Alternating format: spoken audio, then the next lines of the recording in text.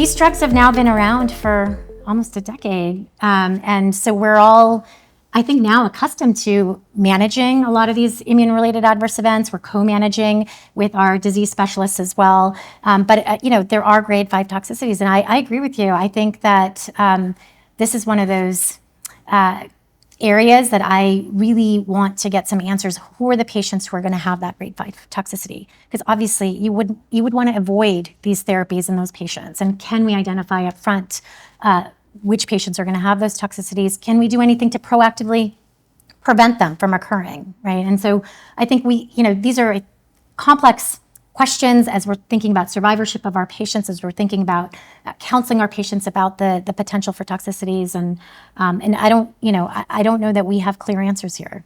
Yeah, unfortunately, we don't have biomarkers to predict toxicity. Right.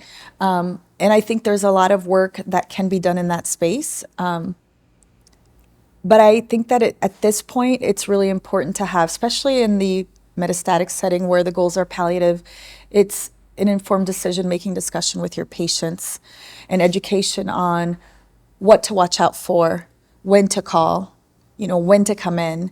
And it's sort of continuous education of the patient and their family members or caregiver to make sure that they don't delay coming in or calling so that we can catch some of these toxicities earlier on before they escalate. So I think that's really, really key. The second thing I would say is making sure that you have a multi-D team. If it's a derm toxicity, if it's a GI toxicity, if it's a pulm toxicity. For pneumonitis, it's extremely challenging sometimes to identify what is really happening. Is it progression? Is it infection? Is it pneumonitis, or is it something else that you're still trying to figure out? So I think getting pulmonary to weigh in has been very helpful, and having radiation oncology weigh in case the patient has had radiation as we're trying to identify, okay, what is the next best approach? And then certainly having a low threshold to start steroids. If they need to be admit and do an expedited workup. And then sometimes patients are going to have those really bad idiosyncratic reactions where it's myocarditis or something that is sometimes, unfortunately, a toxicity that despite aggressive measures to try to reverse that, unfortunately, patients can still die of these toxicities. So again, not to be taken lightly. It's really transformed how we treat patients and how patients live.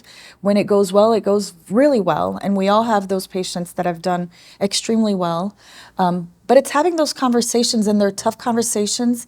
They happen sort of in my clinic at various time points. They happen, when we start the treatment, but they may also happen at points of when we're reviewing scans or worried, oh, I see some changes on your scan, no breathing symptoms now.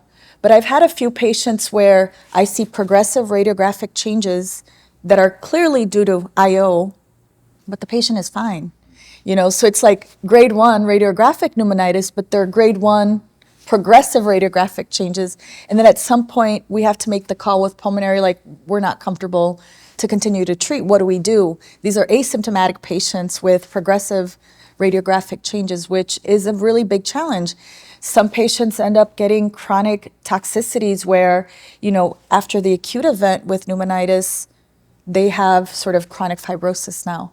So these are patients that we're co-managing with pulmonary, trying to maximize, number one, disease response, but number two, making sure that, quality of life is maintained, symptoms are under good control, and I'm a big proponent of early palliative care. So a lot of my patients I co-manage with palliative care. We saw today the data at the plenary from ASCO about telemedicine palliative care and in-person palliative medicine consultation. And I think there's a lot of value for the telemedicine palliative care. A lot of my patients feel burdened with too many appointments, too many tests. They want to spend time doing other things as well. So I found the presentation really, really nice to sort of see that being validated because we're doing it.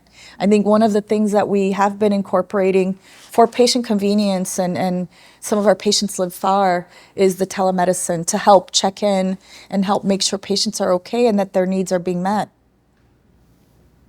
Yeah, we learned a lot from COVID, and fortunately and unfortunately, and what we can do, what we can't do, and I think particularly in research, I don't know if you guys kind of had probably the same obstacles, but we unfortunately are totally different conversation, I guess. But